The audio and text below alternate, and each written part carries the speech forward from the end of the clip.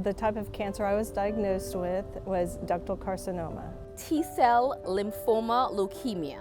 Stage 3 invasive ductal carcinoma. HER2 positive carcinoma invasive cancer. Colon rectal cancer stage 3. Stage 3 breast cancer, and it had lymph node involvement. Triple negative breast cancer. Triple negative invasive carcinoma breast cancer.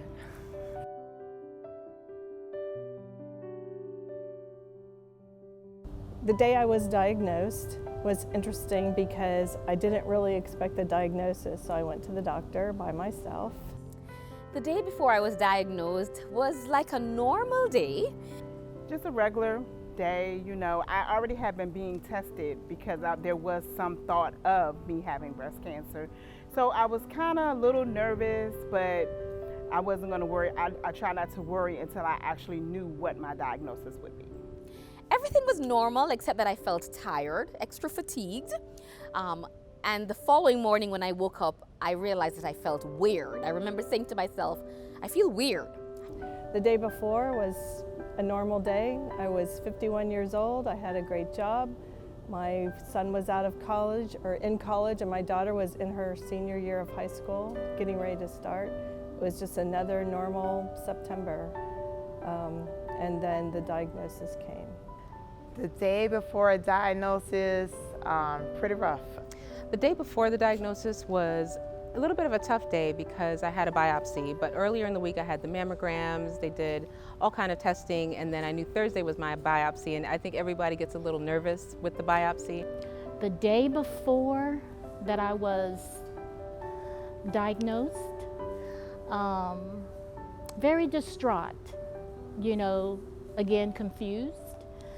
Didn't understand, you know, why. I had a lot of questions of why me. Just going through a lot of things. I was already having issues, female issues already that I was going to be going to the doctor for before I recently found the lump. Definitely not at ease. There was no peace. It felt like the storm just came and literally blew my whole life away. I felt like my whole world was crashing down around me. I immediately went into that stage where I always feel like nothing ever good happens to me. So when I got that, I was like, oh well, that's usually how it goes. The day after, the day after was surreal. What just happened? What did I just learn about what's going to happen to me? What does the future hold for me, for my family, and really mentally and physically, you are in a place of exhaustion. When I heard the news, I was very surprised that that's what it was. I had had dense breast tissue and lots of cysts in the past, and so when they did the biopsy, I just kind of assumed it was another, just another cyst, and so it was a bit of a shock. The day after was like, okay, I have cancer. So what are you going to do with that? Is this for real? Is this really happening to me? I felt really numb because I just never thought. I would never wish it on anybody. The day after diagnosis, I never forget, I went in the car and I just cried and I just told God, I said, okay, it's in your hands. You have the victory. This is what they say I have, but I know that I believe the report of the Lord, and I know that you're going to give me the right direction to go forth in it. So the day after, I was in that mindset. I was going to be a victor and not a victim. I was not sure what the outcome would look like. I was not sure what the process would entail, but I knew what my attitude and my approach was going to be. A victor, not a victim. So from the second time I had cancer, I'm 7 years out. I'm 7 years cancer-free from the second time, 10 years from the first diagnosis.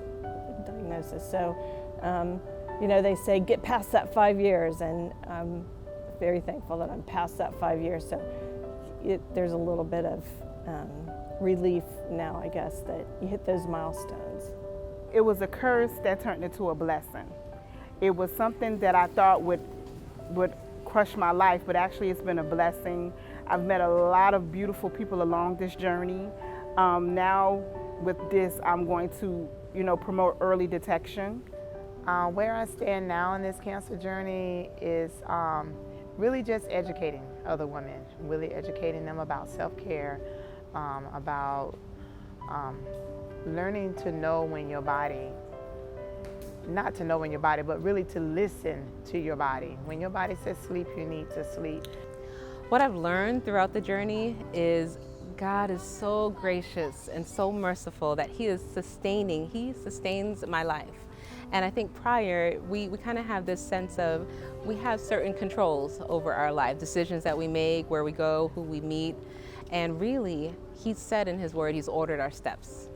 And so what you learn throughout this process is that you don't have control, that your steps are ordered, and there is a peace and a rest that comes from knowing that my steps are ordered, that my story is written, and now I can rest in Him and fulfill what He's called me to do.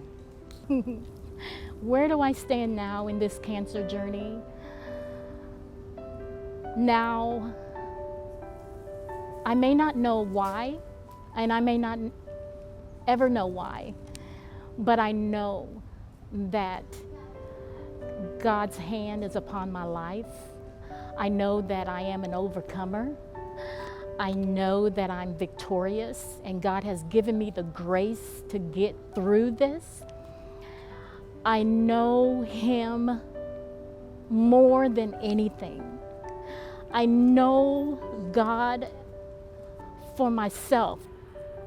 I really want people to know that it is a journey. I say that a lot, and it's because it's true. It's a journey, and it's something. A cold isn't just a cold for me anymore.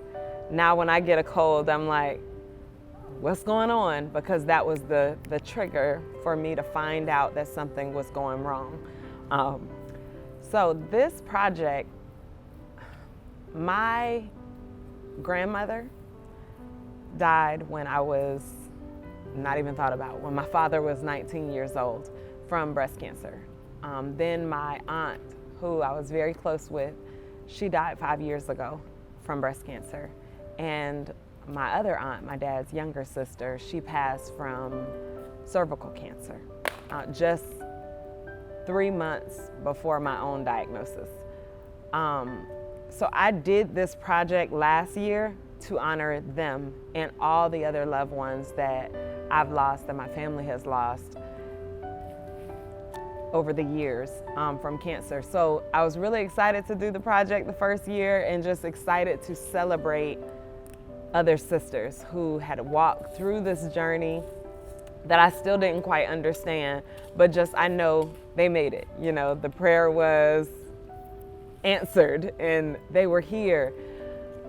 So that's why I started the project. It's different now, of course, because 2.5 weeks after I did the breast cancer shoot, I've heard these amazing stories. Then I found myself in that same seat in the doctor's office, getting tested and, going for a biopsy. And I was just like, wow. So I was able to pull from the strength of those sister stories that I heard, and it helped to prepare me for the battle, to mentally get me in a place to say, okay, like I can do this. I'm good. And so now it's just like, I don't know who else might find themselves in that place, and they could look at this and hear some of the words of the sisters who've already shared and say, okay, if I find myself in that place, I can do it. I can see myself on the other side. So that's one aspect of it. The other side of it is that you don't forget after you've gone through this journey. And sometimes other people may, or it might be old news for them, but you don't. And while you're dealing with all these other things, it feels good to know that somebody just thought about you, to pour into you, to hear what you had to say with no response. And that's what today was all about. It was sisters coming in and having somebody look at their outfit and say, okay, let's try this, let's put these things together. It was a makeup artist standing in front of them and saying, this would look beautiful on you, let's try this. It was all about them and all about me in that moment. And so me doing the project now is just a little different, but it's still so exciting and so rewarding.